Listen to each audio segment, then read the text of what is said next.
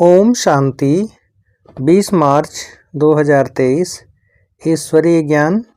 आज की मुरली। मीठे बच्चे, सच्चे बाप के साथ सच्चा होकर रहो तो कदम कदम पर पद्मों की कमाई जबा होती जाएगी। प्रश्न: कौन सी प्राप्ति भगवान के सिवाय दूसरा कोई करा नहीं सकता है? उत्तर: मनुष्यों को चाहना रहती है हमें शांति व सुख मिले। शांति मिलती है मुक्ति धाम में और सुख मिलता है जीवन मुक्ति में। तो मुक्ति और जीवन मुक्ति, इन दोनों चीज़ों की प्राप्ति भगवान के सिवाय दूसरा कोई करा न सके।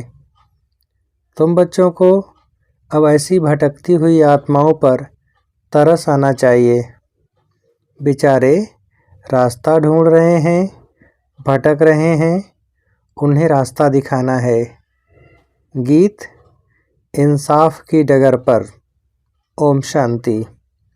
यह गीत भी बच्चों के लिए है, क्योंकि सच्चाई पर सच्चे बाबा के डायरेक्शन पर बच्चे ही चलते हैं।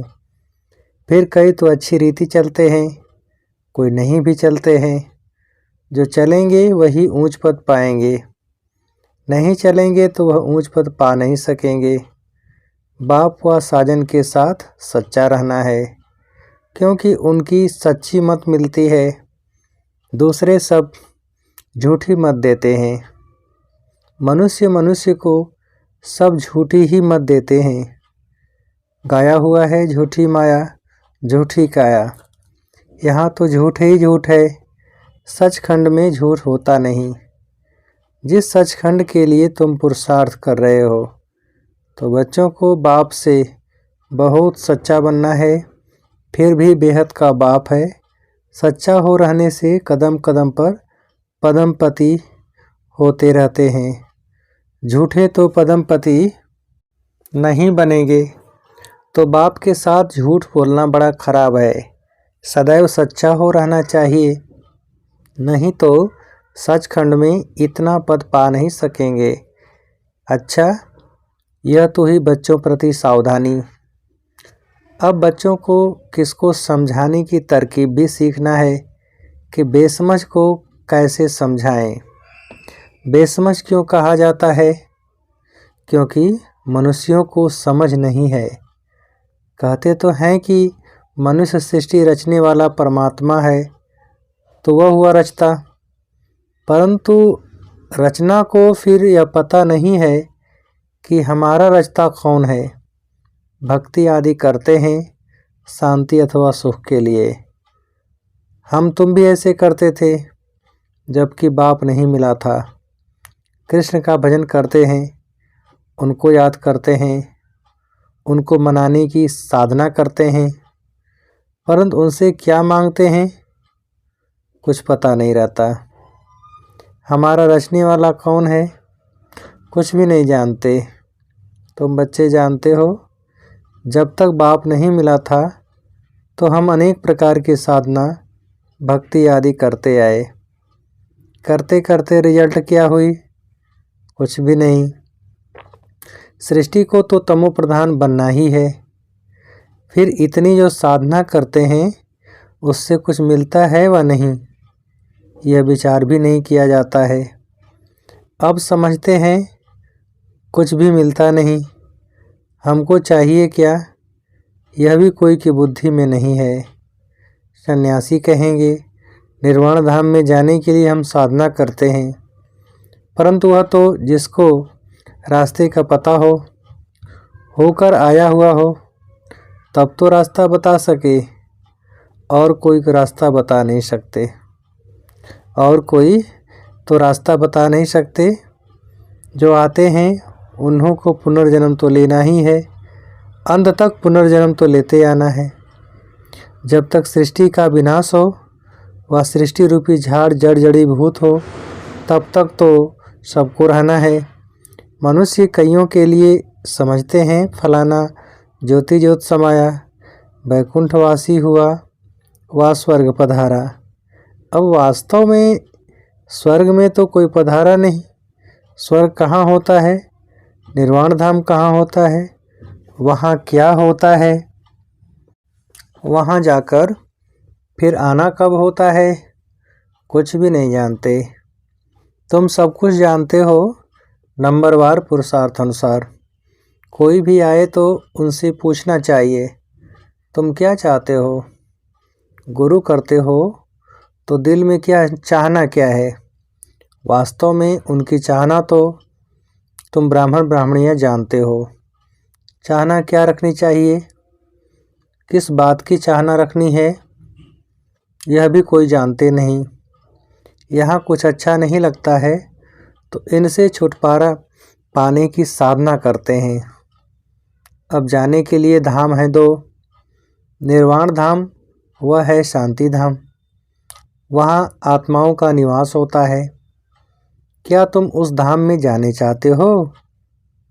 तुम बच्चों को तरस पड़ना चाहिए, बेचारे भटकते रहते हैं, रास्ते को कोई जानते ही नहीं। गाइड है ही एक, वह सभी को दुखों से छुड़ाकर सुख धाम में ले जाने वाला या जीवन मुक्त बनाने वाला एक ही है। वह जब तक न आए तब तक कोई को भी मुक्ति जीवन मुक्ति की प्राप्ति हो नहीं सकती। यह दोनों प्रॉपर्टी है ही एक बाप के पास। जब तक भगवान भक्तों के पास न आए तो वह चीज़ मिल नहीं सकती। स्वर्ग में सुख और शांति दोनों है। शांति क्यों कहा जाता? क्योंकि वहाँ लड़ाई झगड़ा आदि होता नहीं। बाकी असली शांति धाम तो है निर्वाण धाम, जहाँ सभी आत्माएं शांत रहती हैं। फिर आत्मा को जब आर्गन्स मिलते हैं तो बोलती है, तो वहाँ सुख शांति दोनों ही हैं। सुख होता है संपत्ति से, वहाँ यानी कि सतयुग में तो संपत्ति बहुत है, यहाँ संपत्ति नहीं है तो मनुष्य बेचारे रोटी टुकड़ भी मुश्किल खा सकते हैं। संपत्ति है तो एरोप्लेन, बड़े बड़े महल आदि सब वैभव हैं। तो संपत्ति भी चाहिए, फिर शांति भी चाहिए, निरोगी काया भी चाहिए। यह सब देने वाला बाप है। समझाया जाता है यह कलयुग तो है दुख धाम, नई दुनिया है सुख धाम। वहाँ दुख होता नहीं, पवित्रता सुख शांति वहाँ सब है। दूसरा है मुक्ति धाम, वहाँ कोई सदैव रह नहीं सकता। पुनर्जन्म ले फिर पाठ जरूर बजाना है। परम धाम में तब तक रहते हैं जब तक पाठ में आए। सच्चे स्वीट होम को याद करते हैं। नाटक में हमेशा नंबर्स की लिमिट होती है।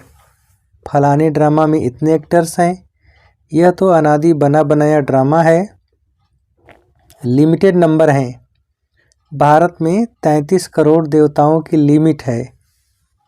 इस समय तो बहुत कन्वर्ट हो गए हैं। तो पहले पहले जब कोई आए तो उनसे पूछना है दिल में क्या आस है, क्या चाहते हो। दर्शन से तो कोई फ़ायदा नहीं। गुरु के पास कोई आस लेकर जाते हैं। एक तो आस रहती है कुछ मिले, आशीर्वाद दें, हम फलाने में जीते। कोई कहते हैं हमको पैसा, हमको ऐसा रास्ता बताओ जो हम सदैव शांति में रहें। मन बड़ा चंचल है। बोलो शांति तो मिलेगी परम धाम में। एक है शांति धाम, दूसरा है सुख धाम, तीसरा है दुख धाम। तुम क्या चाहते हो तो फिर हम बताएं कि यह साधना अथवा पुरुषार्थ करो। साधना व पुरुषार्थ एक ही बात है। भक्त साधना करते हैं और जगह जाने के लिए अथवा वापस परम धाम जाने के लिए। मोक्ष तो कोई पा न सके, यह बना बनाया ड्रामा है। सन्यासी को फिर अपने सन्यास धर्म में आना ही पड़ेगा। क्रिश्चियन धर्म फिर क्राइस्ट द्वारा जरूर स्थापन होगा। सतयुग नई दुनिया में पवित्रता सुख शांति सब है। उनको कहा जाता है सुखधाम शिवालय। यह है वैश्यालय। तुम क्या चाहते हो?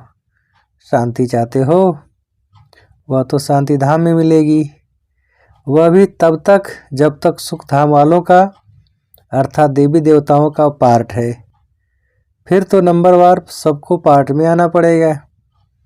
तुम भी पुरुषार्थ करेंगे तो बैकुंठ में जाएंगे। भारत बैकुंठ था, यह भीति देनी चाहिए। वर्षा बाप से ही मिलता है, वही आकर बच्चों को अपनी पहचान देते हैं। बाप ही नहीं तो बच्चों को पहचान कैसे होगी। ऐसे तो है नहीं जो समझे कि हम भगवान के बच्चे हैं। अगर ऐसा कहे तो हम पूछेंगे, बताओ भगवान क्या रचते हैं? वह तो स्वर्ग रचते हैं। फिर तुम नर्क में क्यों धक्का खाते हो? फिर 84 जन्म बताना पड़े। भगवान ने तुमको स्वर्ग में भेजा, फिर 84 जन्म लेते अब नर्क में आकर पड़े हो। अब 84 जन्म पूरे हुए, तुम ये नहीं जानते हो, हम बताते हैं। तुम पहले स्वर्ग में थे, फिर 84 जन्म भोगे हैं। अब फिर बाप और स्वर्ग को याद करो। कमल फूल समान पवित्र रहना होगा। सन्यासियों को भी समझाना है। तुम्हारा हठ योग है, यह है राजयोग। गृहस्थ व्यवहार में रहते कमल फूल समान रहना है, यह प्रवृत्ति मार्ग है। तुम्हारा पंथ ही अलग है निवृत्ति मार्ग का, यह प्रवृत्ति मार्ग है जीवन मुक्ति पाने का। हमको भी बाबा ने बताया है। अब तुम बाप को याद करो तो अंतमति सोगति हो जाएगी। विकर्मों का बोझा विनाश तब होगा जब बाप को याद करेंगे। यह 2 स्थान हैं जहाँ सुख शांति मिल सकता है। तुमको क्या चाहिए? क्या स्वर्ग में जाने चाहते हो? गाया जाता है, तुम माता पिता हम बालक तेरे। अगर तुमको सुख घनेरे चाहिए तो गृहस्थ व्यवहार में रहते राजयोग सीखो। पावन भी रहना है, फिर दोनों में जो रहे बंधायमानी नहीं है। स्वर्ग का मालिक बनने वाला नहीं होगा तो लटकना थोड़े ही है। बाप और वर्षे को याद करना है और पवित्र रहना है। एक सन्यासी ने लिखा है, मैं साधु हूँ परंतु रास्ते का पूरा पता नहीं पड़ता है। सुना है आपके द्वारा रास्ता मिलता है, अब क्या करूँ? हम आपका बन जाएंगे तो फॉलोअर्स सहित आ जाएंगे, परंतु ऐसे कोई बन नहीं सकते हैं। वह समझते हैं फॉलोअर्स को हम जो कहेंगे वह मानेंगे, परंतु ऐसे तो करेंगे नहीं। बीके का नाम सुनकर कहेंगे इनको जादू लगा है। हाँ, कोई निकल भी आए। बाकी हम कोई सन्यासी के आश्रम को हाथ करने वाले नहीं हैं। समझो, कोई समझ लेते हैं यह मार्ग अच्छा है तो क्या हम उनका आश्रम संभालेंगे? हाँ, बच्चियाँ जाकर भाषण करेंगी, अगर पसंद आएगा तो रहेंगी, बाकी आश्रम को हम क्या करेंगे? लिखा है हम आकर कुछ शिक्षा पा सकते हैं तो उनको लिखना पड़े। तुम साधना करते हो कहाँ जाने के लिए? किस एम ऑब्जेक्ट से? किससे मिलने चाहते हो? कहाँ जाने चाहते हो? तुम तो हो हठ योगी सन्यासी, हमारा ये है राजयोग। यह सिखलाने वाला है परमपिता परमात्मा। यह कलयुग है दुखधाम, सतयुग है सुखधाम। कलयुग में देखो अनेकानेक धर्म है, कितने लड़ाई झगड़े हैं। सतयुग में तो है एक धर्म, वह है सतो प्रधान दुनिया। यथा राजा रानी तथा प्रजा सतो प्रधान। यहाँ है यथा राजा रानी तथा प्रजा तमो प्रधान। यह कांटों का जंगल है, वो फूलों का बगीचा है। तो मार्ग है ही 2, हठ योग और राजयोग। यह राजयोग है स्वर्ग के लिए। राजाओं का राजा स्वर्ग में बनेंगे। स्वर्ग स्थापन करने वाला है परमपिता परमात्मा, वही राजयोग सिखलाते हैं। सन्यासी कहें हम सन्यास में ही रहें तो ज्ञान उठा न सकें, गृहस्थ व्यवहार में रहना पड़े। यह एक ला है, जिसको छोड़ भागे हो उनका फिर कल्याण करना है। पहले तुम अच्छी रीति समझो फिर चैरिटी बिगिंस एट होम। तुमने स्त्री को छोड़ा है, अगर बाल ब्रह्मचारी होगा तो माता पिता को छोड़ा होगा, उनको भी समझाना है। कायदे कानून तो पहले समझाने हैं, पुरानी दुनिया को नया बनाना यह तो बाप का ही काम है। बाप को परम धाम से आना पड़ता है, वह है पतितों को पावन, नर्क को स्वर्ग बनाने वाला। स्वर्ग में रहते ही हैं देवी देवता, बाकी सब निर्वाण धाम में रहते हैं। सबको सुख शांति देने वाला वह एक ही है। बाप आते ही हैं एक धर्म की स्थापना कर बाकी सबका विनाश करने, और सब परम धाम में जाकर निवास करेंगे। यह कयामत का समय है, सब हिसाब किताब पूरा कर वापस जाएंगे।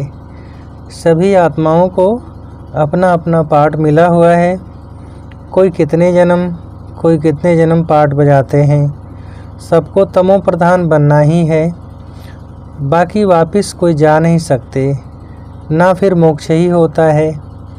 बाकी हुई मुक्ति जीवन मुक्ति। हम जीवन मुक्ति के लिए पुरुषार्थ करते हैं, इसमें मुक्ति भी आ जाती है। तुम अगर मुक्ति चाहते हो तो अच्छा बाप को याद करो तो विकर्म विनाश हो और तुम बाप के पास चले जाएंगे। यह एक ही रास्ता स्वयं बाप बतलाते हैं और सुदर्शन चक्र भी फिराते रहेंगे। पढ़ाई पढ़ते रहेंगे तो स्वर्ग में आएंगे। तो सन्यासियों को फिर गृहस्थ व्यवहार में जाना पड़े, हिम्मत चाहिए। एक ज्ञानेश्वर गीता है जिसमें यह लिखा हुआ है, बोला एक बच्चा देकर सन्यास करो तो कुल की वृद्धि होगी। फिर तो कोई बाल ब्रह्मचारी हो न सके। बाल ब्रह्मचारी भीष्म पितामह का तो बहुत मान है, परंतु मनुष्य तो एक दो पर एतवार यानी कि विश्वास भी नहीं करते हैं। समझते हैं गृहस्थ में रहते और विकार में न जाएं, यह हो नहीं सकता। लेकिन उन्हें कोई भगवान सर्वशक्तिमान की मदद थोड़ी ही है, न कोई में राजयोग सिखाए स्वर्ग की स्थापना करने की ताकत है।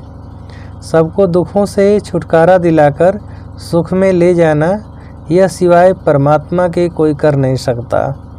दोनों दरवाज़ों की चाबी बाप के पास है। स्वर्ग का फाटक खुलता है तो मुक्ति का भी खुलता है। मुक्ति में जाने सिवाय स्वर्ग में जा कैसे सकते। दोनों गेट्स इकट्ठे खुलते हैं। अच्छा, मीठे मीठे सिकिलधे बच्चों प्रति माता पिता बाप दादा का याद प्यार गुड मॉर्निंग। रूहानी बाप की रूहानी बच्चों को नमस्ते। हम रूहानी बच्चों की रूहानी बाप को नमस्ते। धारणा के लिए मुख्य सार, पहली पॉइंट, मुक्ति के लिए बाप को याद कर विकर्म विनाश करने हैं और जीवन मुक्ति के लिए सुदर्शन चक्रधारी बनना है, पढ़ाई पढ़नी है। दूसरी पॉइंट, रहम दिल बनकर भटकने वालों को घर का रास्ता बताना है। मुक्ति और जीवन मुक्ति का वर्षा हर एक को बाप से दिलाना है। वरदान, रूहानियत में रहकर स्वमान की सीट पर बैठने वाले सदा सुखी सर्वप्राप्ति स्वरूप भव। विस्तार, हर एक बच्चे में किसी न किसी गुण की विशेषता है। सभी विशेष हैं, गुणवान हैं, महान हैं, मास्टर सर्वशक्तिमान हैं।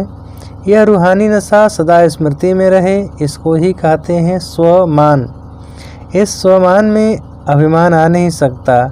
अभिमान की सीट कांटों की सीट है, इसलिए उस सीट पर बैठने का प्रयत्न नहीं करो। रूहानियत में रहकर स्वमान की सीट पर बैठ जाओ तो सदा सुखी, सदा श्रेष्ठ, सदा सर्वप्राप्ति स्वरूप का अनुभव करते रहेंगे। स्लोगन, अपनी शुभ भावना से हर आत्मा को दुआ देने वाले और क्षमा करने वाले ही कल्याणकारी हैं। अपनी शुभ भावना से हर आत्मा को दुआ देने वाले और क्षमा करने वाले ही कल्याणकारी हैं। अच्छा, ओम शांति।